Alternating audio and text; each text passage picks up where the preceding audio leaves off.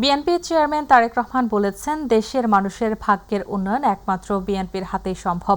এর আগে বিএনপি যতবার সরকার গঠন করেছে, দেশে ততবারই উন্নয়ন হয়েছে। বিশেষ করে গ্রামীণ ও দুর্গম অঞ্চলের সড়ক এবং যোগাযোগ অবকাঠামোর বেশিরভাগই বিএনপি সরকার নির্মাণ করেছে। বিকেলে নোয়াখালীর হাতিয়ায় আয়োজিত নির্বাচনী সমাবেশে ভার্চুয়ালি যোগ দিয়ে তিনি এসব কথা বলেন। তারেক রহমান এ সময় হাতিয়ার মানুষের নানান সমস্যার কথা শুনেন এবং বাঁধ নির্মাণ, শিক্ষা ও স্বাস্থ্য খাতের স্থানীয় নানান উন্নয়নের আশ্বাস দেন। এ সময় তিনি বলেন, নতুন করে ষড়যন্ত্র শুরু হয়েছে। এ কারণে শুধু ধানের শেষে ভোট দিলে হবে না, কেউ দেয়ার আহ্বান জানিয়ে বলেন, শুধু ভোট দিলে হবে না, ফলাফল আসা পর্যন্ত কেন্দ্রে অবস্থান করতে হবে। কৃষক ভাইরা যদি ভালো থাকে তাহলে বাংলাদেশ ভালো থাকবে। কৃষক কার্ডের মাধ্যমে কৃষক ভাইদের কাছে তাদের প্রয়োজনীয় সার, কীটনাশক, বীজ এইগুলো আমরা পৌঁছে দিব। কেউ যদি বছরে 2টো ফসল করে, 3টে ফসল করে, অন্তত বছরে একটা ফসলের সব রকম সহযোগিতা আমরা তাদেরকে পৌঁছে দিতে চাই।